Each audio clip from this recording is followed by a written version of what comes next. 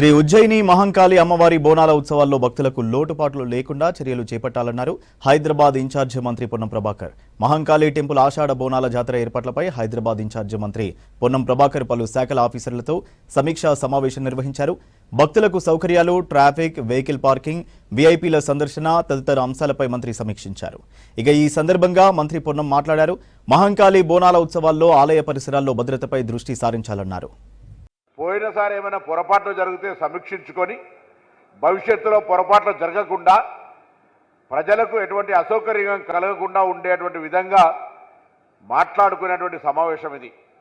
నేను స్థానికంగా ఉండబడేటువంటి ఇక్కడ చాలా కాలంగా ఈ దేవాలయ నిర్వహణ లోపల దేవాలయ ఏర్పాట్లకు సంబంధించి భాగస్వాములు అవుతున్నటువంటి అందరికీ కూడా హృదయపూర్వక ధన్యవాదాలు. ఎందుకంటే మీకు ఆ అమ్మవారు సేవ చేసే అవకాశం ఇచ్చింది. ఇప్పుడు కూడా ఈ ఉత్సవాల్లో కూడా ప్రభుత్వం తరఫున అన్ని రకాల ఏర్పాట్లు చేస్తూ ఉన్నాం. అధికారులు మేము ముందటనే ఆయా శాఖలకు సంబంధించి ఏం చేస్తూ ఉన్నారో చెప్తా ఉన్నారు. ఎక్కడ కూడా పొరపాటున ఏ ప్రమాదం జరగకుండా, ఎటువంటి ఇబ్బంది లేకుండా కొంత సమన్వయంతో ఓపికగా ఈ వేడుక నిర్వహించుకుంటే అందరికీ సంతోషం అనేటువంటి వాటి సందర్భంగా మనవి చేస్తూ ఉన్నాం. టెంపుల్ ఈవో గారిని కోరుతున్నాం, లోపల కొంత టెంపుల్ ఎలక్ట్రిసిటీ లైన్స్ అన్నింటినీ రీచెక్ చేయించండి.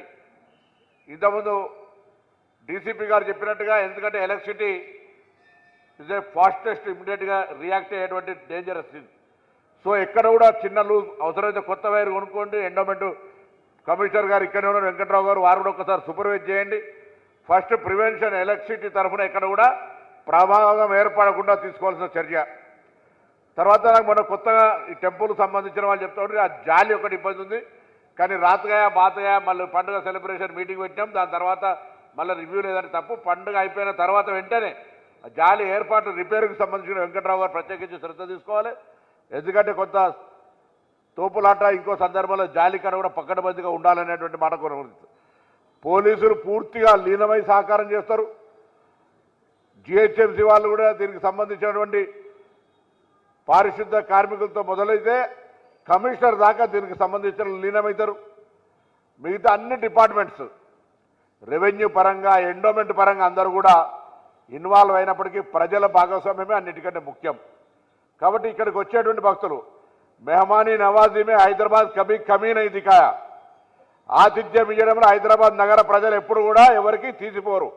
కాబట్టి ఇప్పుడు వచ్చే లక్షలాది మంది భక్తులు లష్కర్ భవనం ఏదో సికింద్రాబాదో ఈ ఏరియా ఈ ప్రాంతానికి సంబంధించింది కాదు. తెలంగాణ దేశ విదేశాల నుంచి వచ్చేటువంటి భక్తులకు ఇక్కడికి వచ్చేటువంటి వాళ్ళ సౌకర్యం కోసం స్థానిక హైదరాబాద్ ప్రజలు వారి యొక్క ఆతిథ్యానికి మారుపేరైనటువంటి, మనం ఉర్దూలో చెప్పుకుంటాం, ఎప్పుడు మనం మాట్లాడుతాం ఏ సందర్భంలోనైనా, మెహమానీ నవాజీ మే కభీ కమ్ నహీ హై హైదరాబాద్, ఆనే వాళ్ళం కే లియే హమారా దర్వాజా కభీ ఖులా రహే, సబ్కా హమ్ మెహమానీ నవాజీ దిఖాయింగే అన్నట్టుగా ఫస్ట్ వీక్ గోల్కొండ దగ్గర, సెకండ్ వీక్ బల్కంపేట ఏరియాల, థర్డ్ వీక్ ఇక్కడ, ఫోర్త్ వీక్ లాల్ దర్వాజా.